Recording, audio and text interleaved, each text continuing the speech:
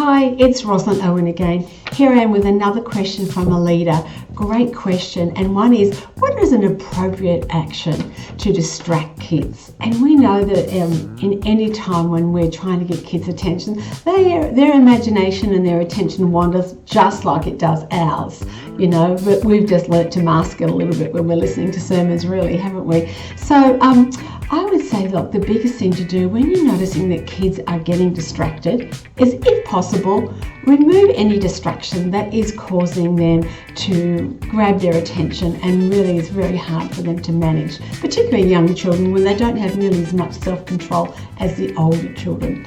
Secondly, if you're really finding that kids are getting distracted, you have to look about the way you are presenting.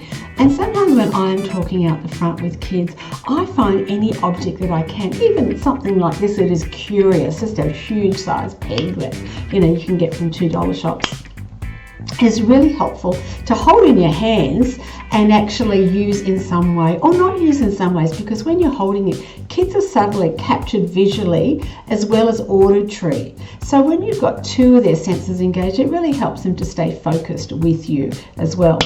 Another thing that I do, other than holding something in my hands, is I actually try and engage with them as much as possible. So I might throw them a beanbag as I'm talking to them, and to a group of children, I might throw them a beanbag and get them to answer a question and comes back. Or I might throw another beanbag out, and suddenly kids are watching because they don't know what's going to happen next. And I'm throwing out a beanbag and capturing it, or blowing bubbles over them, or anything like that. Of course, that's good for younger children. If you've got older children, and maybe you've got preteens, why don't you think about using technology?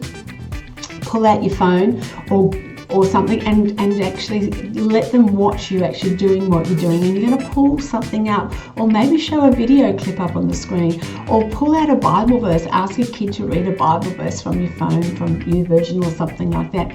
Use everyday things. You don't have to make them big things. Just everyday things that kids use, and so that you're using visual things, you're using movement, you're using different sounds, varying your voice and things like that to help grab their attention. That's what's really important. Now, of course, if you have to grab kids' attention and distract them for other purposes, you might want to use something bigger than that. You might want to use clips on the video screen, or you might want to use sounds or a musical instrument to help grab their attention and realize it's time to refocus. Don't forget that also kids sometimes need a mental break, like we do, and it's okay. You might get them to stand up and run up and down the room, or do some jumping jacks, or to spin around or something like that.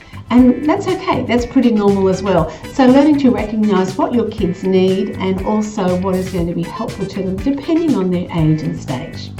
I hope that helps, and may the Lord completely bless you, give you brilliant ideas when you're ministering to children.